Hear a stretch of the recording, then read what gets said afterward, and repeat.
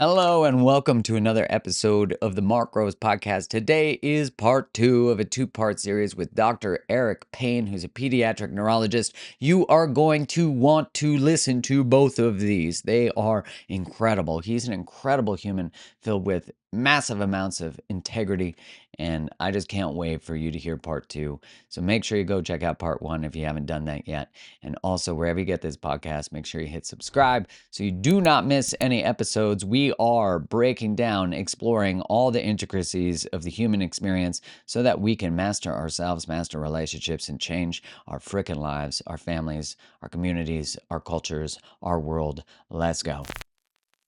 What is your message to healthcare practitioners? Like, what would you like to say to nurses and doctors and all the people involved in that space? There are more than enough physicians at this point who are aware enough of what's gone on that you've got to look yourself in the mirror and decide what side you want to be on, right? I mean, ultimately, there is strength in numbers, and there doesn't have to be a majority. It has to be an irate minority will get things done. But the problem is the main reason, or one of the main reasons why their doctors are not speaking up, is because of the censorship and the risk that you're going to be attacked by your college on these things. And if you're not able, and they did a very good job, these colleges at making examples of people early and censoring opinion. But at this point, the data is so overwhelming, and they have a responsibility through the Health Professions Act, same as me, to provide information, right? And I've said for years, if there's something I'm saying that's not true, or that, whatever, I'll change it, I'll apologize for it. It's time to do that. I mean, my colleagues have got to open up their minds. A third of these injuries that we know based on the passive surveillance systems are neurologic. So my colleagues are seeing neurological injury. How many of them are recognizing it? How many not? And I just beg you to open your eyes to the fact that these things can and have caused harm in some patients. And that regardless of the cost of speaking out on top for your patients and for yourself, like at this point, you don't have a choice. You don't, especially if you want to hand anything over to kids or, future, it's crunch time at this stage. I mean, Yeah. Just to so that the message is you got to just stand up now. What the truth is there, and it's time, and even if it's not, you don't have to do a podcast, but in that office, right? You've got opportunities every day in the office to validate people's, and to hear that stuff, right? And it's tough because among a lot of my colleagues, you have to recognize that for a year and a half, they were yelling at parents, like you said, to take the shot. I mean, I've heard the stories, it blow you away. The shaming stories that I've heard on some families at our own children's hospital. It just makes you have no idea how these things can even be said. But that, it's time to basically stand. The college is making, for instance, you may have heard of a physician, you would actually probably really enjoy talking to this individual, Dr. Charles Hoff. Yeah. He was one of the first doctors. He's in BC, right? Yeah, he's in Linton, BC, a rural doctor, senior doctor, originally, I think, from South Africa, been here forever, small community. And he didn't see really any harm, with COVID in the first year, and that's supported by the excess all-cause mortality data worldwide at the time, which was not elevated in 2020, not really till 2021. But when the experimental injections started coming out, he started seeing his patients be hurt, clots, heart attacks, different things. He was recommending D-dimers. He wrote a letter to Dr. Bonnie Henry at the time. Well, she's still the chief. She's still chief medical officer of health out there. Saying, listen, my patients are getting hurt. What? Are we sure we're doing the right thing? And it turns out what her office did was open a complaint against him in the college, which he's still facing. And he was supposed to go, and I can speak to this to some extent, because he's testified publicly to this now. but he had assembled a group of like 8 or 9 expert opinions. People like Dr. Peter McCullough, Pierre Corey, Kevin McKernan, who dropped the news on the DNA contamination. He's the from MIT E. coli. geneticist, right? Dr. Jessica Rose, exactly. Yeah. He was part of the human genomics program. Claire Gallagher is a pathologist in Europe. Myself, with respect to the pediatric and the Canadian data, when they went to submit this in January, as what's happening all over the place, they try not to allow the expert opinions in. And what they're trying to actually get, and this has happened in the court cases across Canada, they've been successful in getting the court to take what's called judicial notice. And that is, the fact is such an established fact that there's no point, you can't debate it. There's no point dating. We're going to accept this as fact. Wow, that's nice. That's nice. So they're basically successfully getting the courts to take the government's word on the science as judicial notice. So that's the main reason why a lot of the scientists, a lot of the opposing, in no case have we lost where the data has actually been considered. But what's remarkable, the College of Physicians and Surgeons in BC are trying to get their disciplinary committee to take judicial notice on a set of facts related to COVID. And as such, the expert opinions are moot, basically removing Dr. Hoff's ability to defend himself, to mount any, like McCullough, Dr. McCullough, for those in your audience who don't know, I mean, he has over 150 like COVID publications, 1,100, the credentials of the people who are offering the testimony, the data. I mean, and my expert opinion includes, just as I said, a lot of the Alberta, BC, their own data. They're not allowing that in to be considered. So it's become a bit of a show trial, a bit of a kangaroo court. They're deciding now whether or not they're going to let these opinions in. Wow. And one of the first things that they're trying to get judicial notice taken on is the fact that COVID doesn't discriminate, right? And we know COVID discriminates. It discriminates by age. It discriminates by comorbidity. It discriminates by prior such a buzzy vaccine attempt. status. So this is the state. So that's so kitschy. People are largely attacking physicians, and I think that there's professionals in all disciplines who didn't stand up well, including clergy, lawyers, all over the place. Physicians are absolutely there. Police, but military. when these are the things that the physicians are up against, who have continued to try to speak. When I wrote my letter in the fall of 2021, there was a letter signed by, I think, a few thousand Alberta healthcare professionals. It included 70 physicians in Alberta, basically saying the same thing. Are you sure? Whoa. The college phoned every one of the doctors to see, are you sure you want your name on this letter, right? Like intimidation tactics. What are they, the mob? So, I have nothing, publicly but respect for the college, but the reality is, they're losing the, the support of a lot. People recognize that there's a problem. And we've got a premier who, prefers to be libertarian and wants, the college and the physicians to, regulate themselves. But when you recognize that the college is censoring, facts, viable information, and Alberta Health and Alberta Health Services are doing the things that they're doing, and nobody is getting the information sufficient to make an informed decision, then you've got to step in, which is hopefully what's happening a little bit now. We'll see. There's an injection of truth sort of get together happening June 17th. It's being put on by one of the UPC groups, and they've got I think 9 different speakers coming in. We've all got 10 or 14 minutes to show science and talk specifically about Alberta Health Services and Alberta Health's continued recommendation for these shots in children. Already since that came out that this was happening, there have been articles in some of the mainstream media attacking pre-bunking.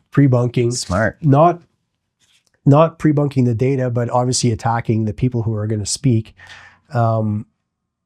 But what I've seen, some of the usual mouthpieces, but what I didn't see were a lot of the same pediatric ID experts who have been so eager to chat all the way through, they were not quoted. Because I wonder if the data is just, so overwhelming now that they don't want to put their names out there. Smart. These people have been invited, to the debate. Come and chat. Like, let's have a conversation. There's only one side hiding from the discussion on this, and that's pretty much global. That's right. Canada is one of a few countries that has not done a COVID inquiry, and we've done the national citizens inquiry, but not a government-led. Like if for example, if Pierre Poilievre wants to win, I mean, that'd be a good way. I feel like anyone could win right now against him, against Justin Trudeau. But, everything you're saying, like, you're like, I respect the college. I've got nothing. I do not. Like, I don't. And I'll tell you, and I know, like, I have the liberty because I don't work for the college. Yeah. But I look at medical associations now. No, fair enough. There's a complete lack of trust. I don't trust public health. I never looked into the research on vaccination. I hadn't had a kid yet. I started to study them. I'm like, wow.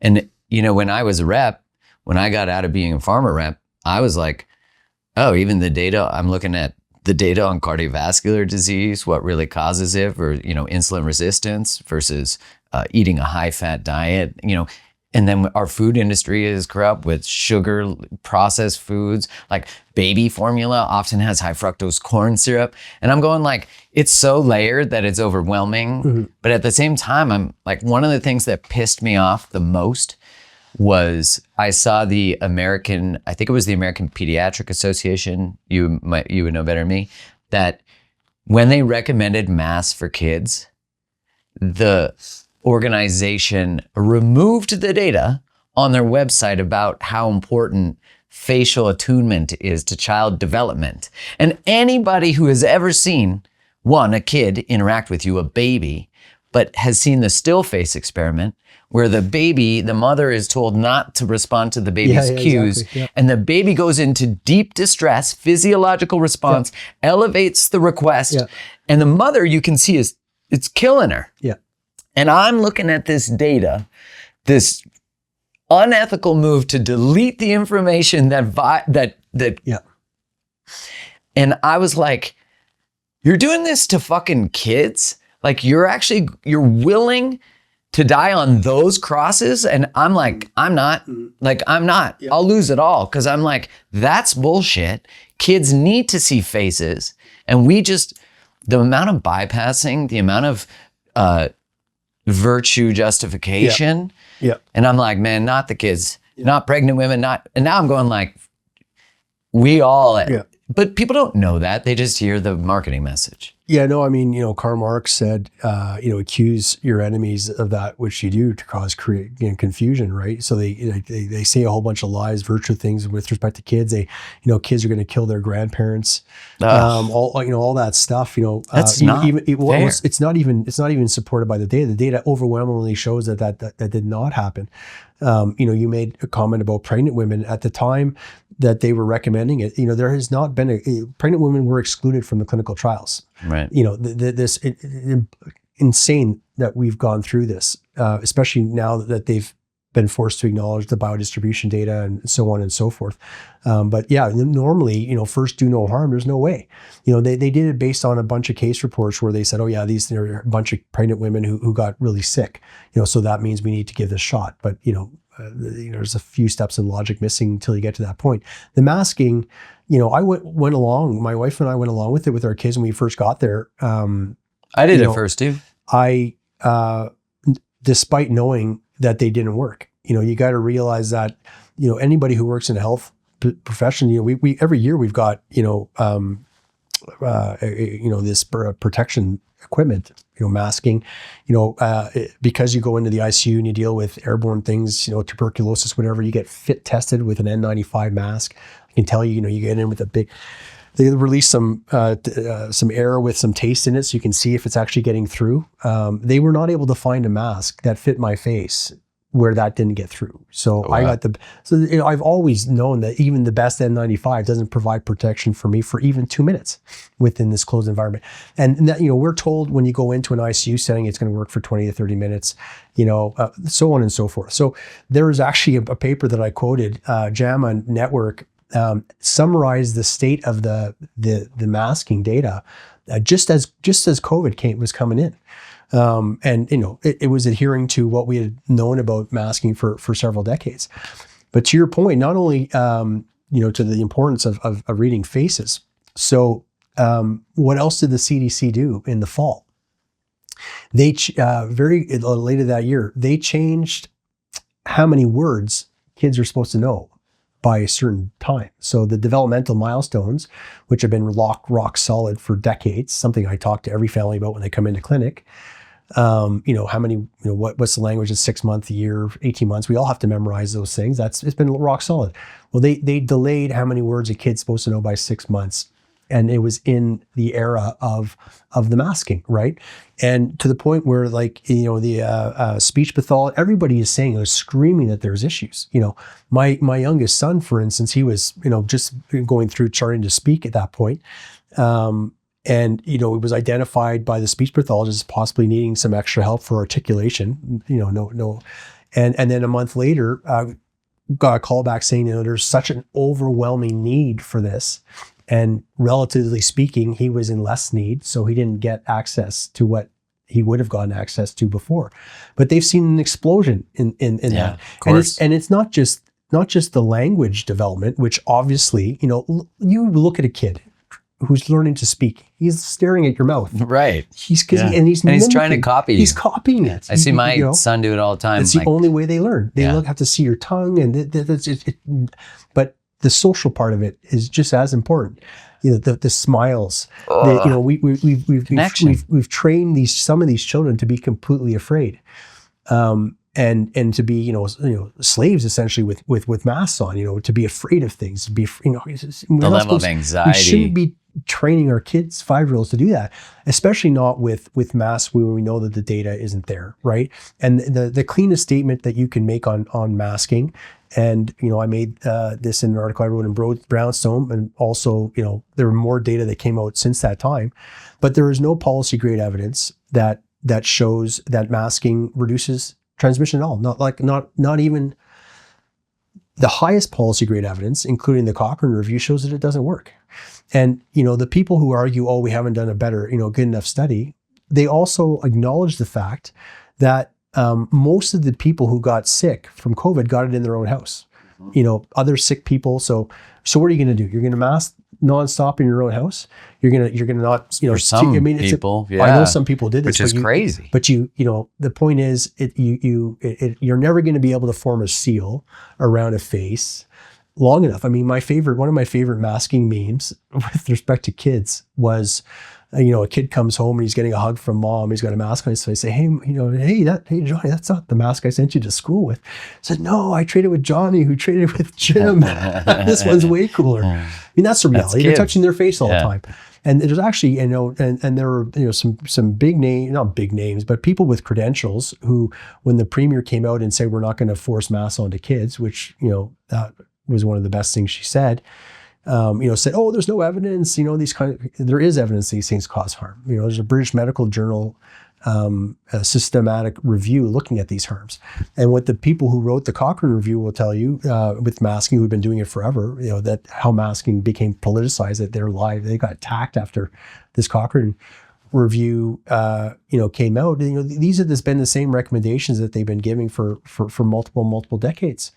And so there's nothing new there. So, the next round of this, there's no way I'm putting a mask on my kids, because there is no evidence to suggest that they help, and there's only evidence to suggest they cause harm.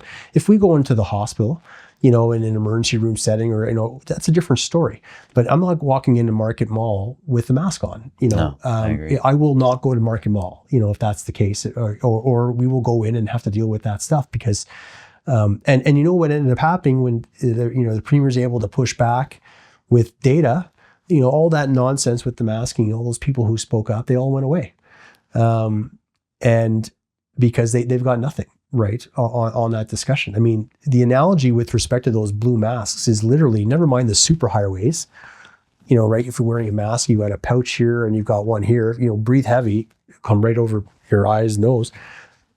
Some of these particles are small enough that they can go right through the mask, even if it was duct taped around, right? So it was always a big part of the lie. And unfortunately, they were willing to do this with kids. That being said, some of my colleagues, one of my colleagues I alluded to with respect to the vaccine itself, Peds ID doc, she was quoted in the mainstream media as saying, against the premier when she came out against masking, it's a no-brainer. Of course, I'm going to mask my kids. Well, it's a no-brainer that you shouldn't mask your kids, really, frankly. Right. And you guys are going, oh, where's the date? There's lots. Let's talk about it. But they won't have the debate. They absolutely don't want. I know having had to wear a mask all day, by the afternoon, every single day I had allergies kicking up. And, all of us, at the hospital, it was very, very long into the pandemic before they let the healthcare professionals stop wearing continuous masking inside the hospital. But continuous masking in the hospital is ridiculous as well. Patient-specific masking makes sense, but continuous masking makes absolutely no sense. We had one of the rules that came up in the children's hospital.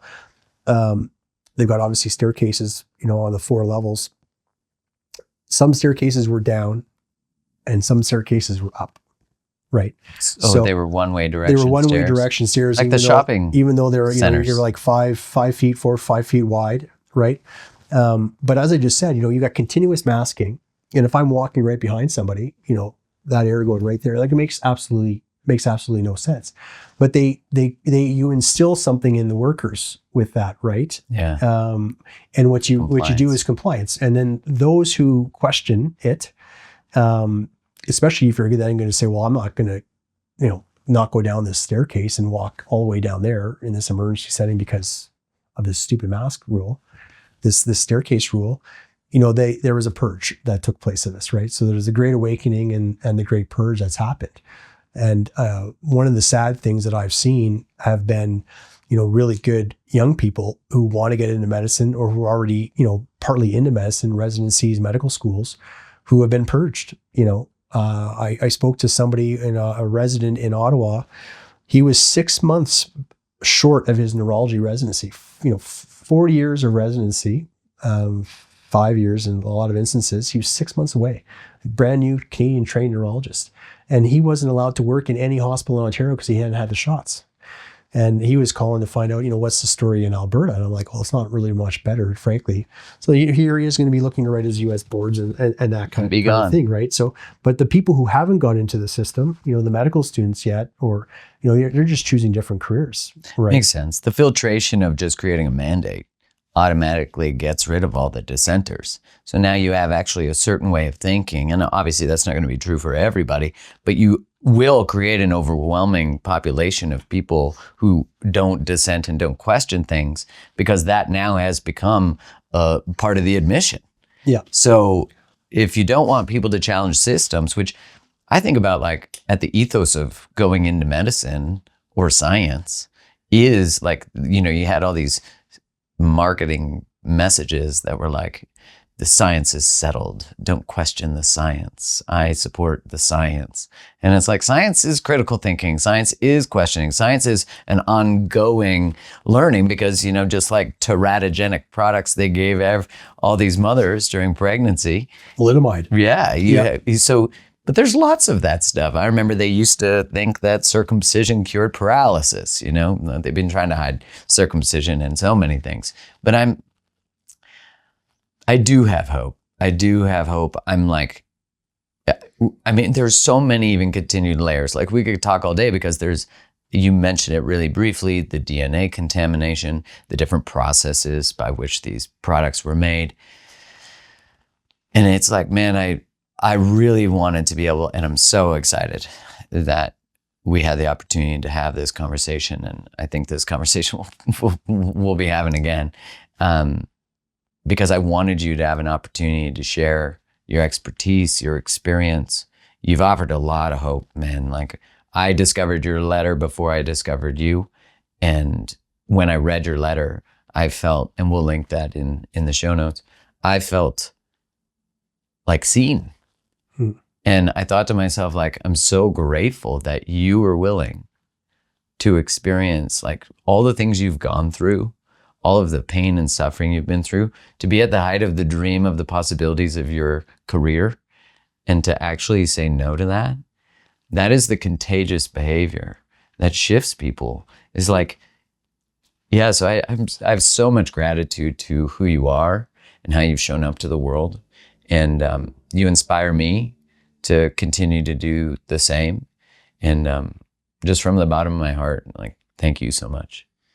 Well, I appreciate that. A lot of nice things. I agree. It is contagious.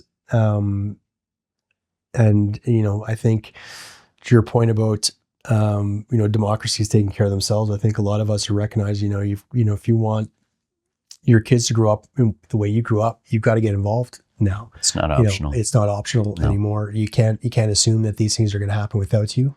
And so you got to get up and lead by example. Thank you for doing that. I know you've lost a lot.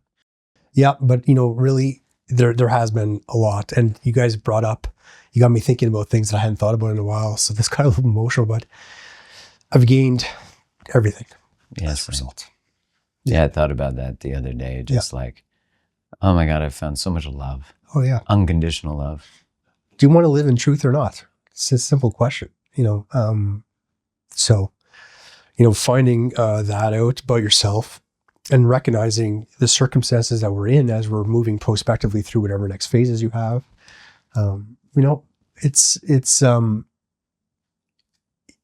been very, very, it's been a blessing. Frankly, it has been. You get pulled out of that, but I as I said, I don't want to walk away from the medical profession, and I don't want to, despite, as I said, college still going after misinformation without specifics, you start talking out negatively about college, you start getting, you can get accused of unprofessionalism. So you got to respect the job that they're trying to do, notwithstanding, watching the tactics that's going on, which obviously you realize are not on the up and up. But, to the point about causing injury and pushing patients towards MAID, I mean, if this is the current state of the medical system, I mean, I really we'll have to find something else to do with ourselves. Yeah, I hear you on that. Yeah.